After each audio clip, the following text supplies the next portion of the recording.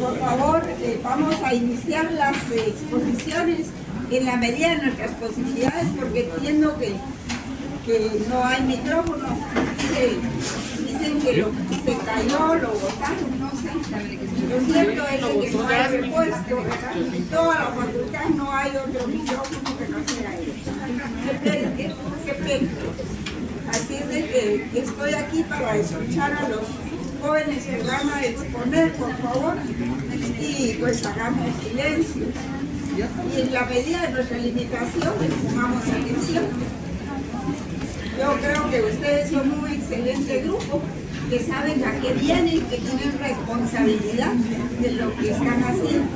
Así es de que no necesito ni llamarles la atención, ni pegarles un grito, ni regañarlos. Ya cada quien sabe lo que tiene que hacer. Y disculpen que me ponga la mascarilla, es que me da mucha tos. Y ya con mascarilla pues yo me resguardo un poco. Así es de que no sé quiénes son los del primer grupo jóvenes que van a exponer ustedes. Entonces por eso no me dejaban entrar. Parece así que son las 6 de la tarde ya.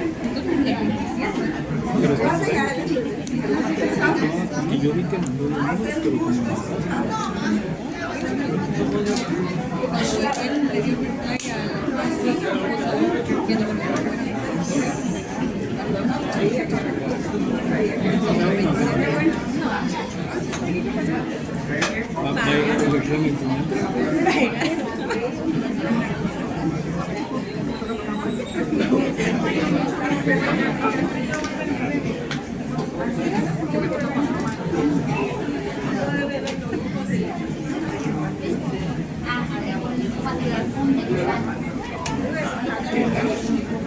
Muy buenas tardes, compañeros, buenas tardes, licenciada.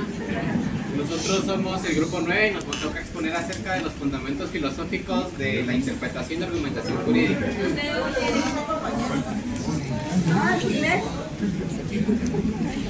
Aquí les dejo a mis compañeros que van a continuar con la exposición.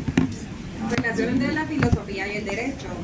La relación entre la filosofía y el derecho es de carácter estructural y fundamental. Mientras que el derecho se ocupa de normar la convivencia social mediante reglas y sanciones, la filosofía analiza su legitimidad, sus principios y su interacción. Sin la filosofía, el derecho sería un mero instrumento normativo, sin una base conceptual que garantice su coherencia con los valores fundamentales de la sociedad. Realmente la interpretación es algo muy necesario dentro del haber jurídico. Hay algo bien importante que debemos de remarcar, ya que la interpretación busca la esencia de la normativa. En la escuela clásica hace mención que la interpretación busca básicamente algo que el interlocutor o la persona que lleva, en este caso, un hecho, pueda obtener de ella la esencia. Sin embargo, hay un caso bien hipotético que se da actualmente, que circula en las redes sociales, un caso de interpretación jurídica. Por ejemplo, es el caso de Melissa, creo que todos ya lo hemos visto, ¿verdad? Ella argumenta que ella cometió un homicidio y también hace ver que ella estaba en estado de emoción violenta. Sin embargo, hay evidencias de que ese hecho fue premeditado. Entonces, cabe la interpretación. ¿Por qué razón? Un hecho de estado de emoción violenta cabe cuando una persona pues no tiene en sí un hecho pensado para cometer un homicidio. Ejemplo de ello, lo voy a poner de ejemplo. Yo salgo de mi trabajo, voy a mi casa y encuentro a mi esposa con otro individuo en mi casa, ¿verdad? En ese momento yo voy a actuar con relación a mi intuición de enojo, de situaciones que salen de mí por una situación natural. ¿Qué pasa? Vengo y mato a este individuo. Entonces definitivamente aquí podemos enmarcar como una situación de estado de emoción violenta. ¿Por qué razón? Porque yo no lo pensé. Ahora bien, en este caso, como lo mencionábamos en las redes sociales, hay evidencias en donde esta persona se puso de acuerdo con su chofer, ¿verdad? Entonces, cabe resaltar que es un ejemplo bien claro de cómo se maneja la interpretación dentro de un hecho jurídico. Bueno, buenas tardes. Yo les voy a hablar sobre la interpretación y las teorías clásicas que están en la interpretación jurídica. Como bien mi compañero lo dijo, la interpretación jurídica pues nos sirve a jueces, abogados, para poder litigar de manera mejor, ¿verdad? Existen tres teorías clásicas, dentro de las cuales se encuentra la teoría cognitiva clásica. Esta va a sostener que la interpretación es objetiva y racional. Se pega más hacia hasta una corriente del positivismo, en donde tiene que haber algo más real para poder emitir una sentencia, ¿verdad? Existe también la teoría cognitiva contemporánea. Esta sugiere que la interpretación debe adaptarse a un contexto más social y político, ¿verdad? Permitiendo así que la interpretación sea más flexible. Esta se va a asociar más a una hermenéutica jurídica. Y también está finalmente la teoría realista, que esta enfatiza que los jueces no solo van a aplicar una ley, sino también van a utilizar su interpretación adicionando hacia ella eventos, por ejemplo, o factores externos como lo son la política o alguna ideología. Esta también se va a acercar a la sociología del derecho. Y de último, pues, está cada una de estas teorías nos ofrece una visión única sobre cómo entender y aplicar las leyes. Por eso son importantes y fundamentales para la evolución y la aplicación del derecho. Gracias. Buenas tardes, compañeros. Yo les voy a hablar sobre las falacias en la argumentación de la filosofía.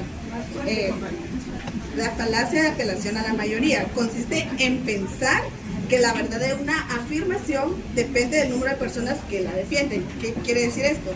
Que van a argumentar algo y entre más personas indiquen que es verdadero, se va a suponer que sí va a ser cierto. Pero no quiere decir que entre más personas digan que sí es, va a ser correcto o no va a ser correcto. Otra de las falacias también es la de la pregunta compleja. Son aquellas preguntas que llevan afirmaciones que han sido probadas, que no han sido probadas. Esta pregunta si uno responde a este tipo de preguntas, es como aceptarla. Por ejemplo, llega su jefe y les dice, ¿cuándo vas a renunciar? Si nosotros venimos y respondemos, estamos confirmándole a él que estamos pensando en hacerlo. Pero si no respondemos, él va a saber que no estamos pensando en hacer este tipo de renuncia, ¿verdad? Entonces, esta falacia de pregunta compleja es como confundir a la otra persona que le va a uno a hacer la pregunta para saber si está tratando de hacer lo que le están preguntando, ¿verdad? Esa es una de los dos tipos de falacias. Ahora, buenas tardes, compañeros. El día de hoy les voy a hablar acerca de la interpretación y argumentación del derecho comparado. El derecho comparado tiene sus inicios en el siglo XIX, desde la política de Platón, lo cual él se basó en comparar las 59 constituciones, entre ellas está la de Atenas y Solón. Podemos indicar que el derecho comparado es comparar los sistemas jurídicos y sus orígenes. El método del derecho comparado también se basa también se considera en la interpretación de la ley similar de las otras jurisdicciones y aprovecha asimismo la experiencia extranjera. Asimismo, les voy a hablar acerca de los sistemas civil law y common law. Vamos a empezar con el common law, que este es un término usado para referirse a un grupo de normas y reglas de carácter jurídico, pero de las cuales no están escritas. Se basa regularmente en la costumbre, su fuente principal es la jurisprudencia. El fundamento de esta ley viene desde los países anglosajones, por lo mismo de que es una ley que se basa en la jurisprudencia, no existen códigos como tal. Fue formado por los jueces cuando tenían que resolver controversias entre particulares y actualmente continúan en ella. Asimismo, el civil law es una familia jurídica romana, viene de ascendencia romana germánica, la cual esta se imprima de un derecho codificado en lugar del jurisprudencial, que es el common law. Este derecho se ha formado sobre la base del derecho romano En este caso, el tribunal debe mostrar su decisión que está basada en derecho escrito y no únicamente en la jurisprudencia. Entre sus fuentes principales podemos encontrar la Constitución, la ley, la doctrina, el acto jurídico y los principios generales del derecho. Por último punto, vamos a hablar acerca de lo que es la argumentación jurídica. La argumentación es una práctica discursiva que busca ya sea defender o criticar una postura basada en fundamentos y argumentos lógicos y filosóficos. Las características de la argumentación es que busca convencer, busca cambiar la perspectiva de cómo la gente puede ver una situación. En el caso de la argumentación jurídica, busca convencer al juez de una postura en algún proceso judicial. Tiene un sustento lógico, se basa en premisas lógicas, no se basa en lo que la persona opina en ese momento, sino que tiene un sustento filosófico y lógico. Y aparte dice que apela a la razón, no a las emociones. Dentro de la práctica judicial, la argumentación busca influenciar las decisiones judiciales, establecer precedentes legales dentro de un proceso, defender derechos y libertades individuales. Dentro de las principales teorías de la argumentación jurídica tenemos a Chaim Pallerman, que desarrolló la teoría de la argumentación, la nueva retórica, basada en la retórica aristotélica, que considera que la argumentación únicamente se usa para convencer, no para demostrar hechos reales. Uno de los principales puntos de la retórica de Pallerman es que convencer al público en general se basa en que tanto quien está exponiendo como el público debe compartir los mismos valores para que el mensaje pueda llegar al público. También tenemos a Tullman y la estructura argumentativa, que propuso un modelo estructurado para analizar la argumentación cotidiana, que se basa en 6 elementos: la tesis, datos, garantía, respaldo, refutación y calificación. Este tipo de argumentación es útil cuando no hay verdades absolutas, entonces nos permite analizar todos los datos y llegar a una conclusión acorde a la circunstancia, aunque no exista una verdad absoluta sobre ese tema. También tenemos a Lexi, la racionalización jurídica. Esta teoría considera que el derecho como un sistema de decisiones basadas en discursos racionales.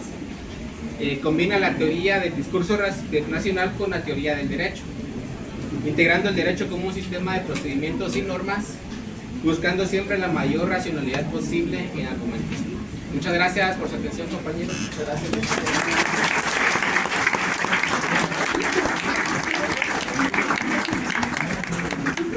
Creo que la falacia a la que se refería la compañera, cuando todo el mundo dice lo mismo, se dice falacia porque no quiere decir que porque todo el mundo diga lo mismo es cierto. Se llama falacia ad hominem. No quiere decir que porque todos lo dicen sea cierto. Esas son falacias. Hominem, con H, de hombre, ¿verdad? Hominem. Muy bien, jóvenes. ¿Cuál es el segundo? Una noticia, por favor, pongan atención. El próximo viernes las clases van a ser virtuales,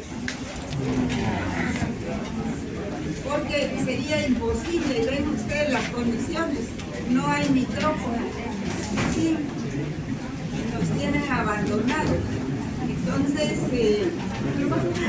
van a ser virtuales. Y el 3 de abril es nuestro segundo examen parcial. Ya todos lo saben. Vamos a dar clase virtual el viernes y el siguiente miércoles. Prácticamente ese miércoles es el último día de clase y luego el jueves sería el examen.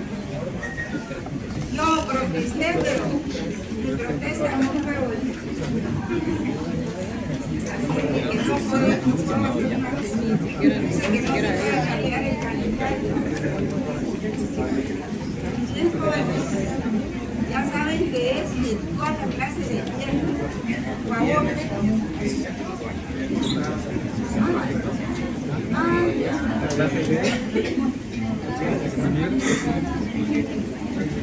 ¿Sobre qué van a poner?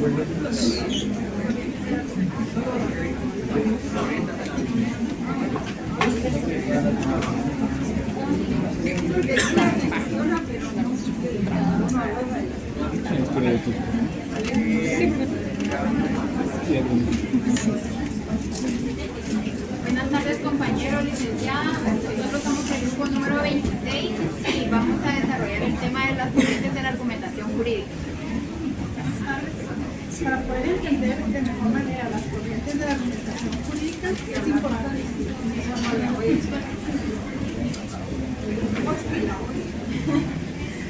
Para poder entender de mejor manera las corrientes de argumentación jurídica, es importante mencionar y comprender qué son las escuelas de la argumentación jurídica y qué es la argumentación jurídica.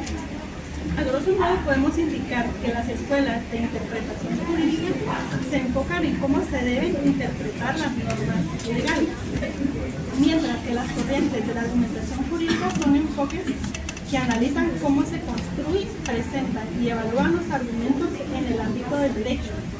Estas buscan no solo entender, sino dar una estructura lógica a los argumentos. Su función es práctica en la resolución de conflictos legales y en la interpretación de las normas jurídicas. Teniendo esto como punto de partida, las principales escuelas de la interpretación jurídica tenemos como primer lugar a la escuela Exégesis.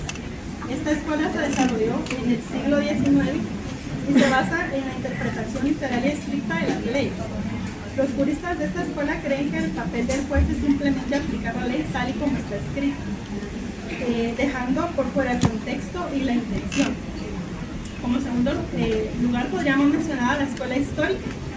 Esta escuela se centra en el estudio del desarrollo histórico del derecho y busca comprender el espíritu de la intención detrás de las leyes. Los juristas de esta escuela consideran que el contexto histórico y cultural es fundamental para interpretar correctamente el derecho.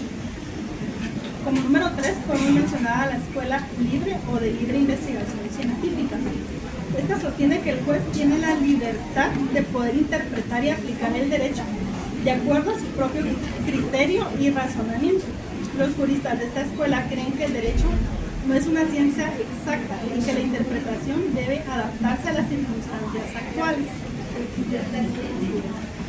Como número 4 podemos mencionar a la escuela Teoría Pura del Derecho. Está encabezada por el jurista alemán Hans Kelsen, el cual sostiene que el derecho tiene que ser aplicado por un órgano jurídico. Este tiene que establecer el sentido de la norma a aplicarse. La escuela del realismo jurídico escandinavo nació en el a principios del siglo XX en Suecia y Dinamarca. Fue encabezada por Alf Ross. Para ellos, el derecho es una realidad empírica, producto de factores no jurídicos que incluyen los sentimientos, los fenómenos psíquicos, ideas morales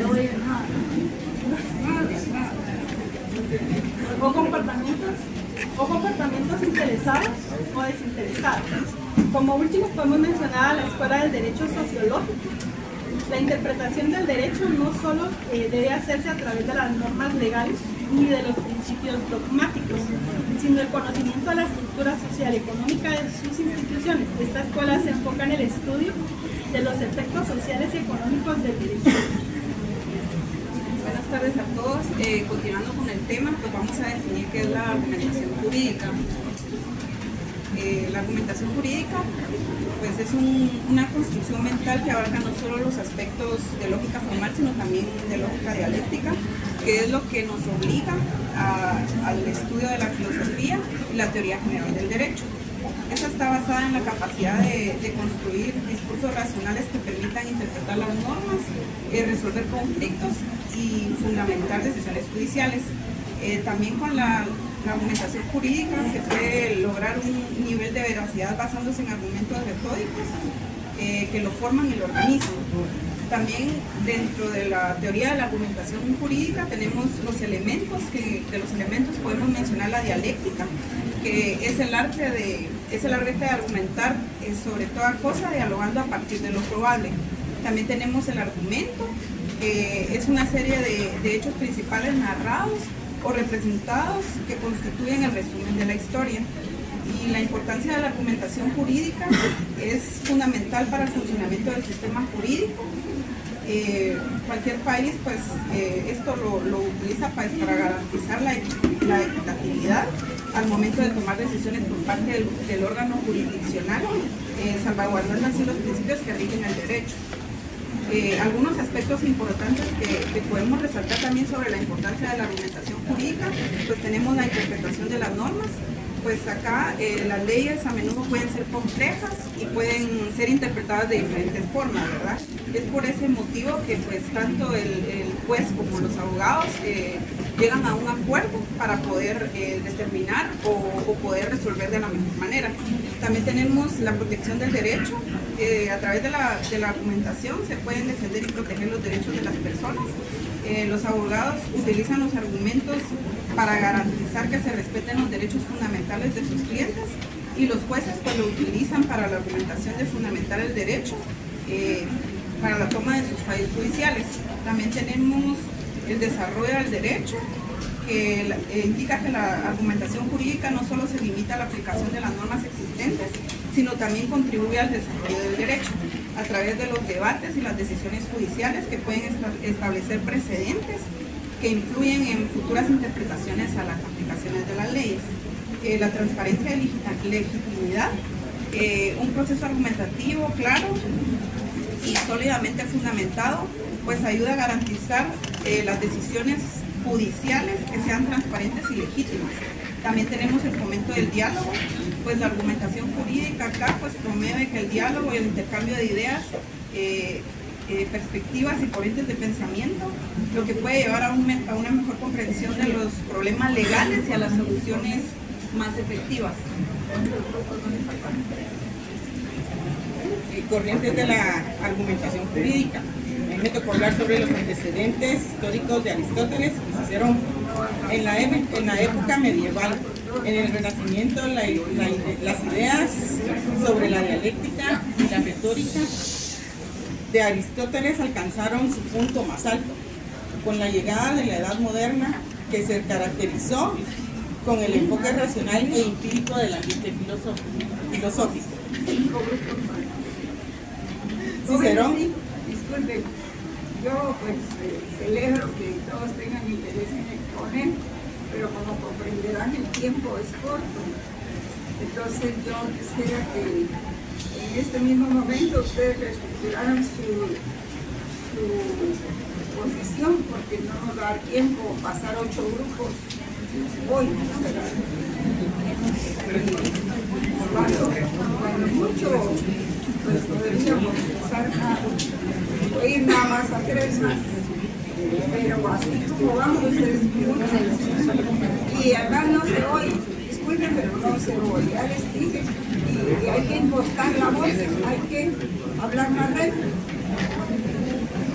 ya que no hay micrófono, ¿verdad? Si ustedes pudieran reestructurar en este momento su exposición para dar lugar a otra.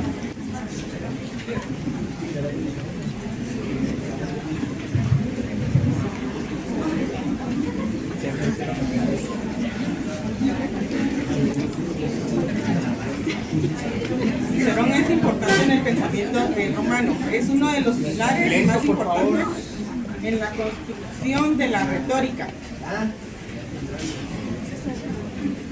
Él representa la conjunción de la práctica oratoria y la reflexión teórica de la sistematización de este arte. Bueno, compañeros, como bien dice la licenciada, por cuestiones de tiempo y porque nosotros grupos también queremos escucharlos, vamos a hacer un resumen bien breve de nuestro trabajo. En este caso, nosotros nos tocó las corrientes de la argumentación jurídica. Estas corrientes se dividen en varios tipos, pero podemos mencionar las más importantes. Está la escuela exógena, la escuela histórica, escuela de la teoría del derecho, escuela del realismo jurídico, escuela del derecho sociológico, entre otras. También nos tocó exponer los elementos teóricos de los argumentos jurídicos. Está la dialéctica y la argumentación.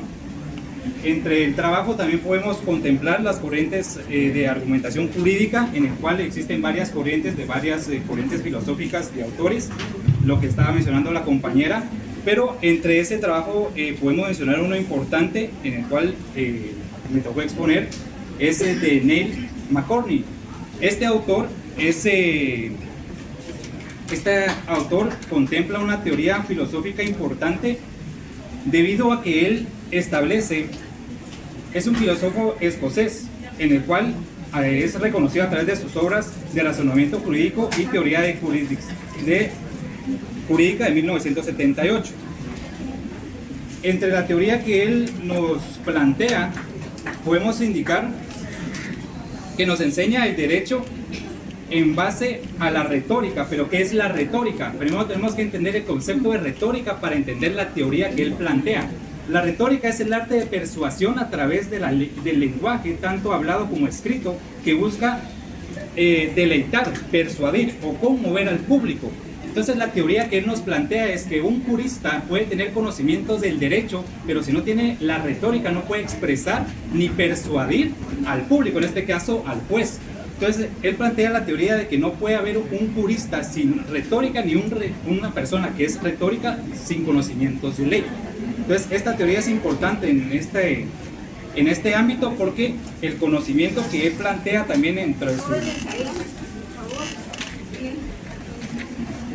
sus ideas claves, ¿verdad? Hay casos fáciles y difíciles, plantea entre diferentes casos. Por ejemplo, los fáciles es que en la misma ley contempla el conocimiento o la respuesta de la interpretación que está expresa en la ley, pero en los casos difíciles cuando no se contempla ese conocimiento expreso en la ley, entonces no hay una interpretación que darle, y cuando no hay una interpretación es donde se plantea esa teoría. Entonces, en pocas palabras, ¿verdad? Ese es nuestro trabajo, los estudios de los diferentes ámbitos del conocimiento jurídico de varios autores, pero no les puedo mencionar por cuestiones de tiempo, ¿verdad? Muchas gracias.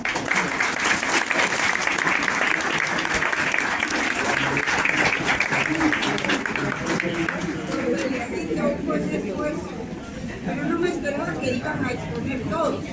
Creí que iba a exponer uno o dos como si había dispuesto.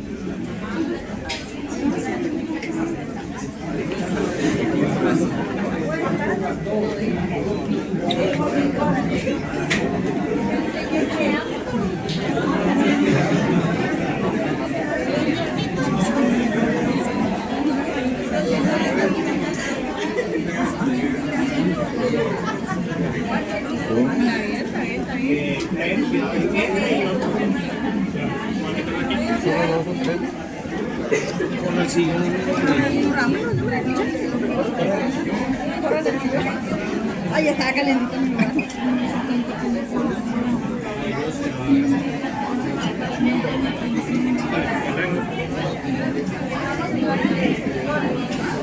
Levanten los brazos,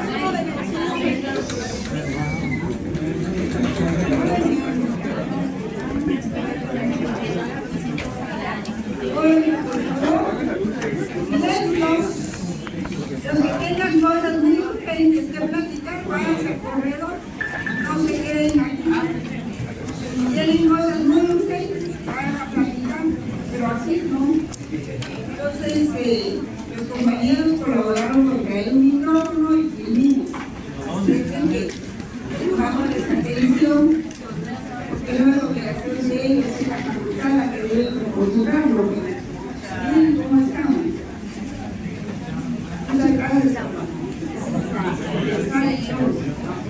Por favor, les ruego que no esté interesado. No, alguien que está ahí. Ya empezamos. Nos vamos el sillón.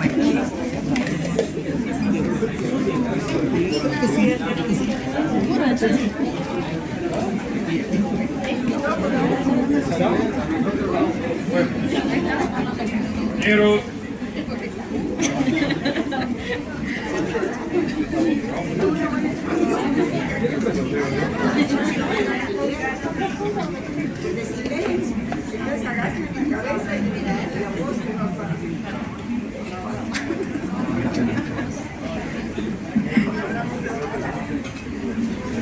Buenas noches, licenciada y compañeros, somos el grupo número 22 y vamos a exponer sobre el tema problemáticas de la sistemática o jurisprudencia técnica y de las operaciones lógicas o de otra índole para poderlo resolver tratadas en la unidad de teoría del derecho.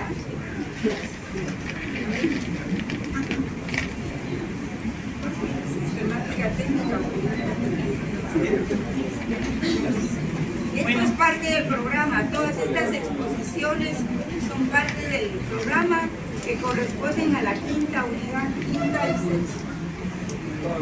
Así es de que si no escuchan y los examino, me van a perder el examen.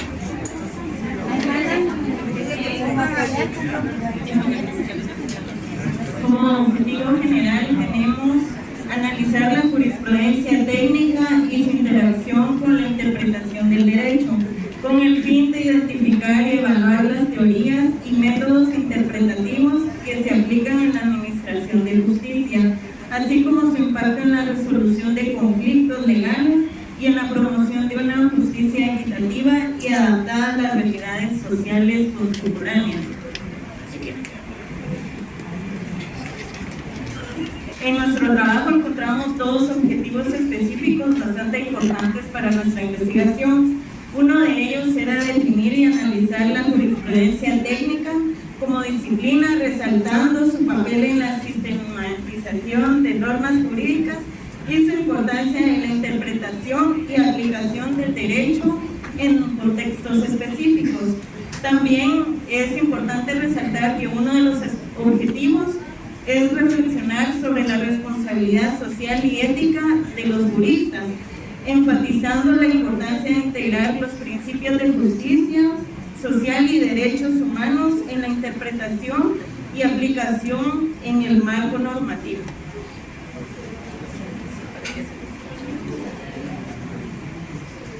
Buenas tardes, compañeros. También me tocó el tema jurisprudencia técnica y su interpretación y su interacción con la interpretación del derecho. Tenemos que entender que el derecho, al ser una construcción social, enfrenta desafíos inherentes y problemáticas a su interpretación y aplicación. En este análisis se exploran las teorías existentes sobre el derecho, cómo se interpreta y se aplican las normas, y estas estudian el problema y emergen en el ámbito jurídico, apoyando la discusión en fundamentos teóricos para la búsqueda del fin de la norma, garantizando así la seguridad jurídica, el respeto a los derechos fundamentales y la protección de los derechos humanos y la equidad jurídica. Podemos poner un ejemplo en el artículo 225 de la Constitución Política de la República de Guatemala y el artículo 253 literal C. Aquí podemos observar lo que es una antinomia, ya que en los dos artículos nos aparecen dos instituciones que están encargadas del ordenamiento territorial. Entonces surgen las siguientes interrogantes: ¿quién es realmente el encargado? ¿O hay duplicidad de funciones? ¿O no se ponen de acuerdo y no se atiende el ordenamiento territorial? Acá vemos, como les decía, una antinomia. Entonces este tema nos ayuda a aprender de qué forma se resuelve, y así se puede aplicar tal vez un criterio de jerarquía, criterio de la competencia, criterio de la cronología o criterio de la especialidad. Entonces, la jurisprudencia técnica y su interacción con la interpretación del derecho nos ayuda a comprender los preceptos jurídicos vigentes históricos. También la jurisprudencia resuelve problemas de interpretación, aplicación del derecho, se basa en la interpretación de la ley, se logra a través de métodos de interpretación jurídica. Y la interpretación del derecho nos ayuda es una actividad racional que se realiza a través de un método o técnica, siempre para aclarar, explicar, descubrir, decidir y atribuir sentido a una disposición jurídica y determinar los posibles alcances y consecuencias de una disposición jurídica. Entonces, la jurisprudencia técnica es una herramienta que ayuda a interpretar y aplicar el derecho, que se basa en la interpretación de la ley. Sobre esto, pues obviamente surgen lo que son las escuelas de interpretación. Obviamente les iba a dar una breve explicación sobre cada escuela, pero por factor tiempo, pues obviamente lo voy a resumir en mencionar únicamente las escuelas. Siguiente, Filomena, por favor.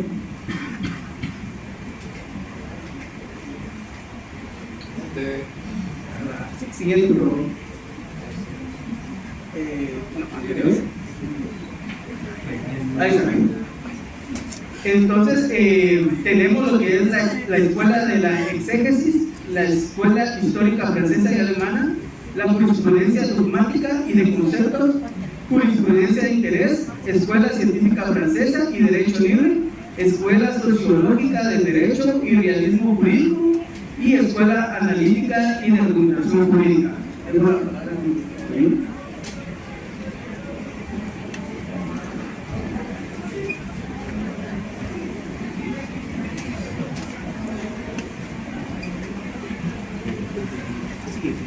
Las clases de interpretación más específicas que usa de estas ciencias serían tres.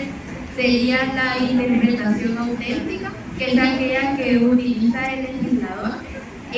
La interpretación judicial es aquella que son las decisiones emitidas en los tribunales. Y la interpretación de la doctrina es donde se encuentra en documentos académicos, literatura jurídica especializada. La siguiente. Gracias. Los problemas de aplicación del derecho, más que todo hablamos de las antinomias. ¿Qué es eso? Es cuando hay dos leyes en la misma legislación que se contradicen.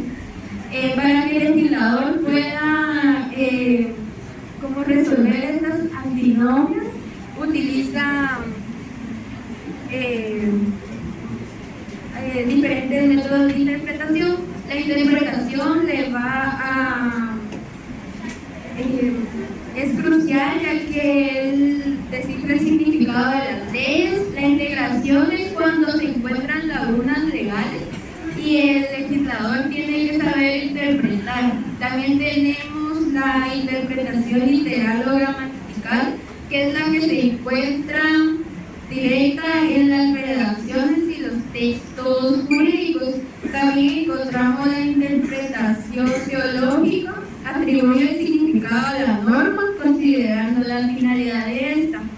También tenemos la interpretación histórica, y esta examina el porqué de la norma y por qué fue creada.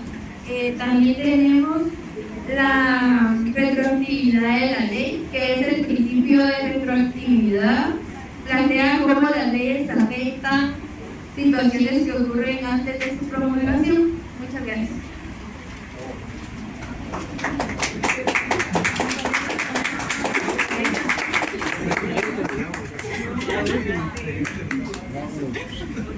¿Qué tal? Buenas noches, compañeros.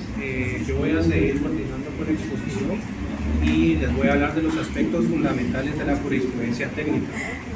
Se divide en dos: sistemático y práctico. Como ustedes pueden observar en la diapositiva, indico una breve descripción donde dice que la jurisprudencia técnica sistemática es una exposición de las reglas jurídicas que pertenecen a un ordenamiento temporal y especialmente. En el práctico, la diferencia es que se late la interpretación y aplicación de las normas legales que lo integran.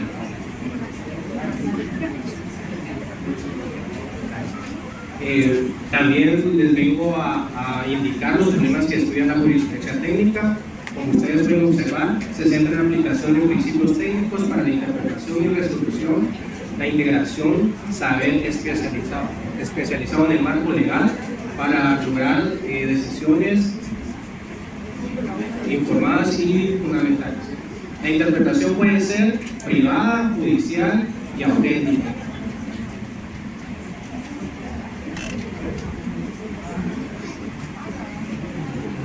Continuando con la presentación, tengo el gusto de presentarles el procedimiento de integración del derecho. Vamos a hablar primeramente por generales del derecho natural. Como sabemos, el derecho natural emana de derechos que son inherentes a la persona, tales como el derecho a la educación, el derecho de tener una nacionalidad y también el hecho de tener defensa. La analogía de la ley se dice que es un principio que también integra o forma parte de este procedimiento. La equidad desempeña una función operativa. ¿Escuchan? ¿Sí? Sí.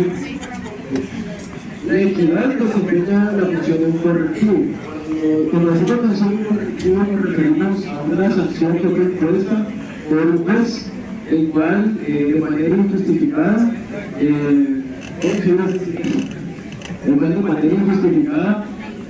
sanciona a la persona que está dentro del debido procedimiento. Continuamos con la vigencia. Esta se refiere a que el juez es quien debe verificar y analizar debidamente el proceso para poder aplicar correctamente la ley. También tenemos lo que es la retroactividad, que esto menciona que es el hecho de que las leyes no entran en vigencia o no están dentro del vigor. ¿Por qué se menciona que la retroactividad es una excepción? Porque en primera instancia tenemos que ver que la retroactividad es ese procedimiento que, como mencioné anteriormente, no se ha llevado a cabo por medio de la legislación debida. También la retroactividad es aquella instancia por medio de la cual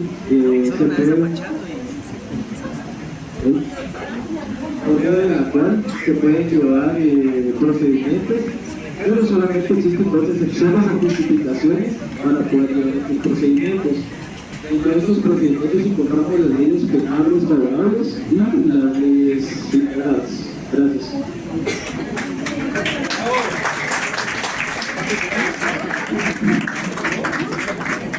Muchas gracias, compañeros. Ha sido un gusto poder compartir con ustedes este tema tan extenso y interesante. También vamos a estar compartiendo las diapositivas en el grupo. Muchas gracias.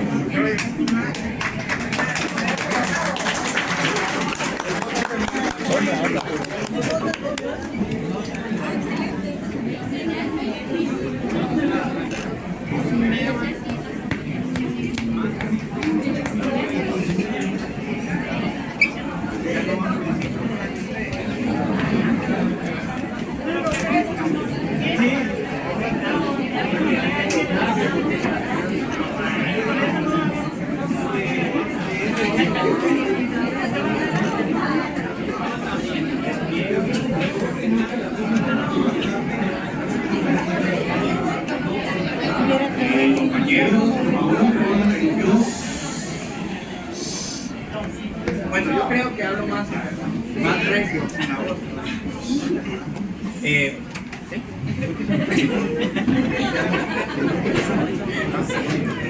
Compañeros, perdonen que los interrumpa. Yo creo que la licenciada ha sido bastante clara en que quiere que hagan silencio. Aquí al frente únicamente se escuchan los murmuros que hacen allá atrás. Entonces, realmente es un poco, bueno, es bastante, diría yo, es bastante el enojo que tiene uno como docente. Y aparte de los compañeros que miren, están sentados aquí al frente, los que están parados, tratando de escuchar lo poco que explican los compañeros realmente. Tal vez a ustedes no les guste la clase, realmente es cuestión de cada quien, uno no los puede juzgar, pero con el permiso de la licenciada, y perdonen la expresión, pero si van a seguir de esa forma, considero que van a ser unos abogados y unos notarios demasiado mediocres, ¿verdad? Entonces, hay bastantes que quieren la oportunidad de escuchar, de tener un asiento, y lamentablemente no lo tienen, ¿sí? Entonces, por favor, les voy a pedir el respeto que merece cada grupo, y voy a dejar ese tema hasta ahí.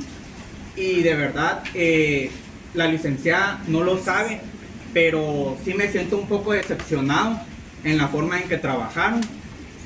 No estoy hablando de los grupos que acaban de pasar a exponer, porque realmente lo hicieron bastante bien, pero el trabajo se les dejó hace un mes, ¿sí?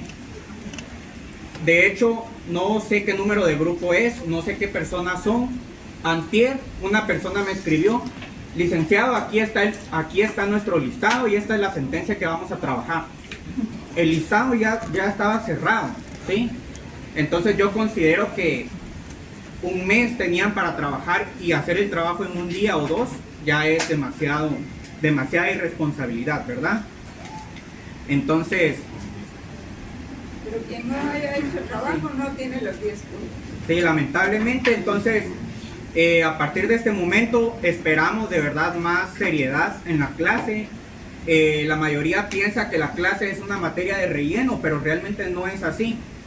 Nuestro pensum, lamentablemente, para la licenciatura es muy corto, lo que se da de filosofía. Todas las personas que están aquí, considero que no se quieren quedar solamente con la licenciatura, quieren sacar una maestría, un doctorado. En la maestría se ve filosofía. Y en la única maestría, perdón, en el único doctorado en Derecho que hay en la facultad, hay cursos de filosofía, ¿verdad? Que es lo más que uno puede aprender con lo poco que se aprende aquí en la licenciatura, ¿sí? Entonces, ahí lo dejo. Cada quien puede pensar lo que quiera y, por favor, más respeto, ¿sí? No solo para mí ni para la licenciada, sino que para todos, ¿sí? Por favor.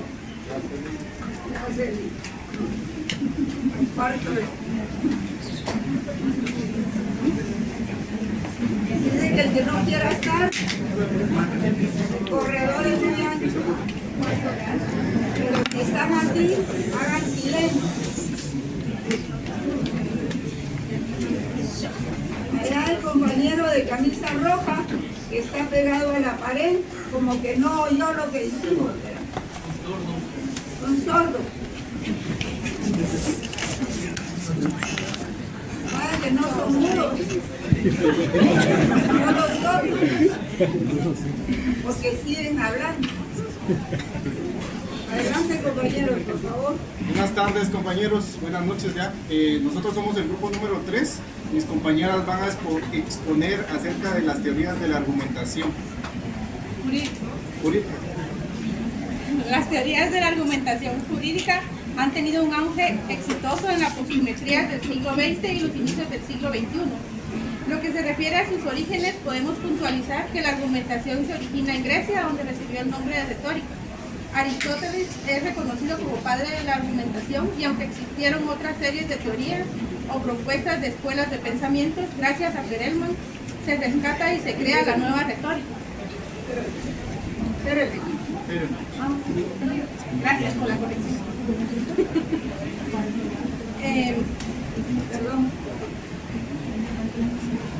En la cual él analiza el problema de la justicia, determina la inadecuación de la lógica de la demostración al mundo de los valores, la necesidad de abordar estos con otra lógica.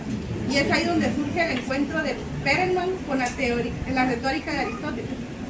La retórica tiene una profunda vinculación con la dialéctica y por lo tanto se encuentra inserta en la teoría de la argumentación en general y no solo resulta extraña al ámbito jurídico judicial. Estos dos aspectos argumentativos son muy importantes en el derecho, dado que existe un punto de conexión entre la retórica y la dialéctica. Es por ello que los argumentos deben ser adecuados en relación con la temática que está siendo considerada y con la propia situación específica en la que estén siendo utilizados. La retórica de esta manera forma parte de la filosofía, ya que no contiene demostraciones sino argumentaciones. La aplicación de las teorías de la argumentación jurídica se dividen en la aplicación del aspecto descriptivo y prescriptivo. El descriptivo describe qué y cómo deciden los jueces en su labor jurisdiccional. El prescriptivo propone algunos criterios para intentar mejorar la racionalidad de la función jurisdiccional. Algunas de las teorías de la argumentación jurídica se construyen a partir de tres perspectivas diferentes, que responden a tres preguntas fundamentales de la práctica jurídica: cómo argumentar, cómo analizar una argumentación y cómo evaluarla. Teniendo en cuenta esta aclaración, la teoría unificada de la argumentación jurídica ha sido entendida en tres perspectivas diferentes: la formal, la material y la pragmática.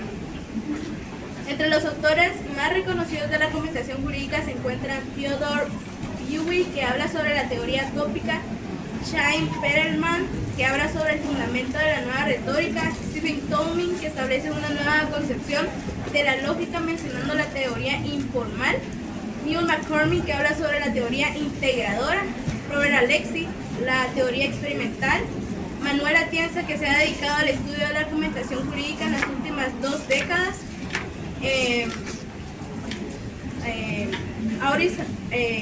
Aulis Arnio, que habla sobre los conceptos fundamentales de la teoría de la racionalidad; Luis Ferrajoli habla sobre una política garantista. Van Emering, que habla sobre la teoría pragmadialéctica. Floris J. Pex, que habla sobre la teoría formal híbrida. Y Wilmore, que él habla sobre la teoría de Chart Method. Es un método de análisis diseñado para construir, evaluar argumentos sobre cuestiones controvertidas de hecho. Importancia actual de la argumentación. La argumentación se ha ido transformando en una disciplina o estudio interdisciplinario de las diversas formas empleadas para lograr conclusiones apropiadas mediante el uso de las herramientas de la lógica, o sea, a través del juego de premisas que permiten llegar a inferencias acertadas. Para lograr esto es necesario poner en juego la noción de la lógica como arte y como técnica, dinamizados en el debate, el diálogo, la conversación, la persuasión, el consenso y el disenso. Desde la perspectiva que se ubique, el principal motivo o interés para el estudioso de la argumentación radica en establecer si los razonamientos que plantean son verosímiles, o sea, si tienen fuerza convincente suficiente para ser aceptadas por los sujetos a los cuales se dirigen.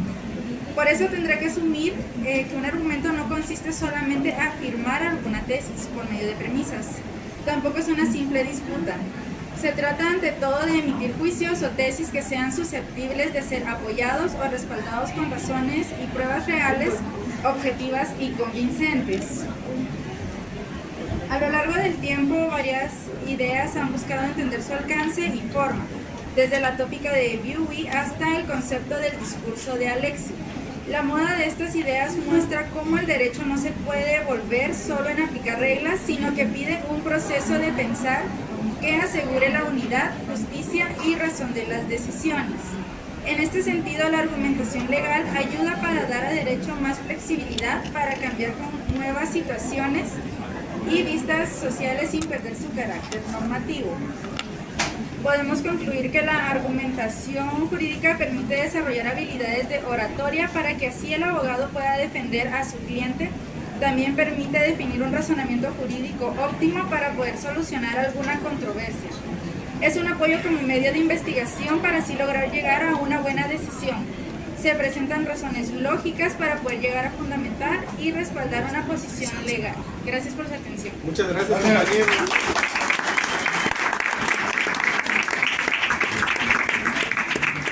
Jóvenes, ustedes tienen que tomar en cuenta que el abogado argumenta y por eso es importante que conozcan todas las escuelas, los principios y las formas de argumentación, porque eso les sirve.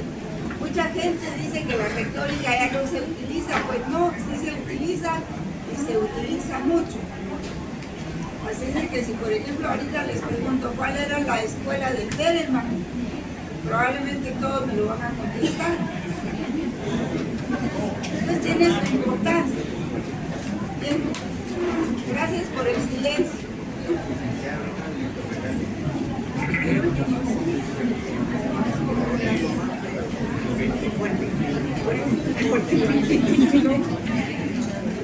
Buenas tardes, compañeros, buenas tardes, licenciadas. Nosotros somos el grupo 19.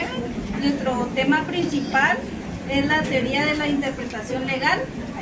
A continuación mi compañero dará una introducción. ¿Qué tal? Buenas noches. La interpretación de las normas jurídicas es clave para aplicar correctamente las leyes, resolver ambigüedades y adaptarse a los cambios sociales. No solo se busca entender el significado de una norma, sino también garantizar la coherencia del ordenamiento jurídico y la justicia en la resolución de conflictos. Existen diversas teorías, de las cuales mis compañeros les van a hablar más adelante, de las cuales han evolucionado, que vienen desde los enfoques literales hasta los métodos más dinámicos que se consideran en la evolución social y van enfocados en su mayoría en los derechos humanos. A nivel global, estas teorías permiten a los jueces y abogados adaptar el derecho a nuevas realidades. En Guatemala son fundamentales en la interpretación de la Constitución y otras leyes, especialmente en temas de derechos humanos, comercio y justicia social. Buenas tardes, compañeros. A mí me tocó la teoría teleológica o finalista en la interpretación legal. La teoría teleológica o finalista es un enfoque de interpretación del derecho que busca determinar el propósito, la finalidad o el objetivo que la norma jurídica pretende alcanzar, en lugar de solo centrarse exclusivamente en el texto literal que dice la ley. Esta teoría pone énfasis en la razón de ser de la norma, es decir, en el motivo por el cual fue creada. Tiene muchos fundamentos, tales como el derecho como un medio para un fin, el propósito legislativo como guía, adaptación y evolución del derecho, concordancia con los principios generales del derecho, y pues así la interpretación teleológica o finalista es una herramienta clave en la interpretación jurídica porque permite aplicar el derecho de manera más justa y efectiva. Buenas noches, compañeros, yo les voy a hablar sobre el derecho natural. Primero vamos a empezar con un concepto, ¿verdad? Que es una corriente filosófica que sostiene que existen principios universales e inmutables, basados en la naturaleza humana, anteriores a las leyes, es decir, que el Estado no tiene nada que ver aquí cuando empezó el derecho natural. A diferencia del derecho positivo, que depende de normas establecidas en los estados, el derecho natural se fundamenta en la razón y en la moral. Pero, ¿de dónde surgió? Desde el tiempo de Platón y Aristóteles se hablaba sobre la justicia y el orden natural, pero fue hasta que Tomás de Aquino tomó estas ideas de estos pensadores y que las hizo parte de las ideas de una moral cristiana, argumentando que las leyes deben reflejar un orden superior. Y en la Edad Moderna, con John Locke y Rawls, defendieron que los derechos naturales como la vida, la libertad y la propiedad influyeron en la Declaración de los Derechos Humanos, ¿verdad? Pero para esto también existen algunas características específicas del derecho natural, ¿verdad? Una de ellas es la universalidad, que aplica a todos los seres humanos sin importar la cultura o la época, ¿verdad? La inmutabilidad, que tiene que ver que no cambian las circunstancias, siempre se va a aplicar el derecho natural. Y la superioridad del derecho positivo es que las leyes deben alinearse con estos principios para ser justas. La racionalidad, que se basa en la capacidad humana de distinguir lo justo de lo injusto. Ahora bien, la relevancia en la actualidad del derecho natural tiene que ver con la regulación en el sistema jurídico. Aunque no existe una regulación como tal del derecho natural, sí se ha aplicado a lo largo de la historia. Prueba de ello es la Declaración de los Derechos Humanos, que tiene como base fundamental el derecho natural. Pero cuando hablamos de Guatemala específicamente, los artículos 3 y 4 de la Constitución de la República específicamente protegen la vida y la libertad, que son los primeros derechos naturales que vimos desde el inicio de la historia. Sin embargo, aunque tenemos estos dos artículos en la Constitución, todavía hay muchos desafíos en cuanto a la aplicación del derecho natural. Primero que nada, que no se adapta a principios universales en contextos socioculturales como pueblos indígenas, ¿verdad? Y especialmente en las áreas rurales. En conclusión, les puedo decir que el derecho natural sigue siendo un pilar fundamental de la justicia y los derechos humanos, funcionando con un límite ético que pocas leyes estatales le están aplicando. Ahora la pregunta que dejo en el aire es si Guatemala realmente ha aplicado a lo largo de la historia el derecho natural. Gracias.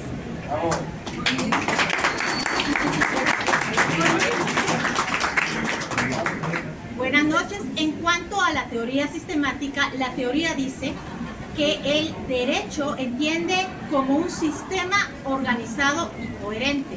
¿A qué se refiere esta teoría? Todo lleva un orden y un sistema que debemos seguir. No es simplemente una aplicación, sino que lleva una secuencia ordenada para que cada uno vaya tomando sentido. Esto referente a las leyes. Es decir, que para interpretar una norma se debe considerar su relación con las otras normas, tanto en su jerarquía como en jurisdicción.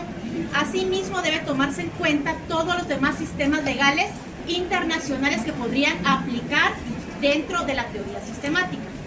También hay que ver cuál es la relación de la norma jurídica dentro del texto incluido dentro de estos mismos cuerpos legales. El método sistemático jurídico, de acuerdo a Gano de 1974, dice que con la ley en forma aislada no se funciona correctamente. Se necesita todo un sistema como una constelación que va conectada una con otra para poder llevar un camino adecuado en su interpretación y aplicación. Asimismo, conocer y comprender el sentido del alcance de cualquier disposición que nosotros analicemos es necesario valorarla, no individual, sino en su totalidad para un ordenamiento jurídico adecuado. Buenas noches. Otra de las teorías a mencionar es la teoría del realismo jurídico, en la cual podemos mencionar que es una corriente filosófica que postula que el verdadero derecho es el que practica la sociedad o los tribunales con sus pares. Según Ricardo Bastine, se puede caracterizar el realismo jurídico como la conclusión de tres tesis estrechamente relacionadas entre sí. Estas tres tesis son ontología, metodología y epistemología. Perdón, es epistemología. Entre las escuelas del realismo jurídico se encuentran el realismo escandinavo, el realismo soviético y el realismo norteamericano. El escandinavo nació en Suecia y Dinamarca, rechaza el justnaturalismo y el positivismo formalista. El soviético, basado en el marxismo-leninismo, enfocado en los intereses del proletariado. El norteamericano promueve una visión práctica del derecho como un conjunto de hechos y no de normas. La teoría de la interpretación jurídica, esta es parte de la teoría general del derecho, la cual está destinada a desentrañar el significado último del contenido de las normas jurídicas, como su sentido normativo no queda claro a partir del análisis lógico jurídico. Como primer punto, es necesario tener claro cuál es el concepto general de interpretación. Es por ello que en el momento que nosotros desciframos los signos lingüísticos, leemos o escuchamos, nos encontramos ya realizando una interpretación. De tal manera, interpretar va más allá de esta simple labor de captación de signos y se concentra en la comprensión de la idea expresada. De tal forma, la interpretación es la actividad que realiza el intérprete o el resultado de la misma. Por lo tanto, el jurista y abogado Cosio argentino refiere críticamente la opción de la doctrina tradicional, señalando pues en efecto que en el siglo XIX y siglo XX se consideró que la interpretación de la ley es una cuestión de método. Vale decir que se trataría de encontrar el camino, la técnica o el instrumento que llevará al jurista a un resultado seguro. Otra de las teorías es la hermenéutica. ¿Qué es la hermenéutica? Es la comprensión y la interpretación de los textos. ¿Para qué sirve? La hermenéutica no se limita a la explicación de los textos, sino que se intenta ver el problema dentro de la interpretación. La hermenéutica es más que una simple técnica, es una herramienta fundamental para entender el mundo que nos rodea, desde textos filosóficos hasta leyes que rigen nuestra sociedad. En el ámbito jurídico su importancia es crucial, porque el derecho no es estático. Las normas se crean en un momento histórico, pero deben aplicarse en contextos sociales que evolucionan constantemente. Considero que la hermenéutica jurídica es un puente entre la ley escrita y la justicia real. Sin una interpretación adecuada, las normas podrían volverse rígidas e injustas. Por ejemplo, una ley redactada hace 100 años puede no contemplar realidades actuales como la tecnología o nuevos derechos humanos. Aquí la hermenéutica permite adaptar el espíritu de la ley a casos concretos, buscando siempre equidad. Sin embargo, también tiene desafíos. ¿Hasta dónde puede un juez o un intérprete crear derechos sin excederse? Aquí entran en el juego los métodos de interpretación, como por ejemplo literal, histórico, sistemático, que actúan con límites para evitar arbitrariedades.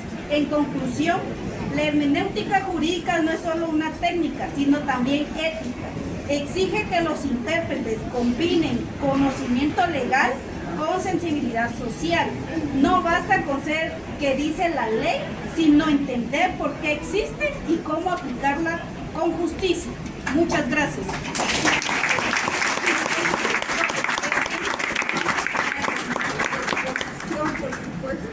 Bueno, con esto terminamos las exposiciones de esta noche. Feliz noche, muchas gracias. Feliz noche, muy bonito. Gracias.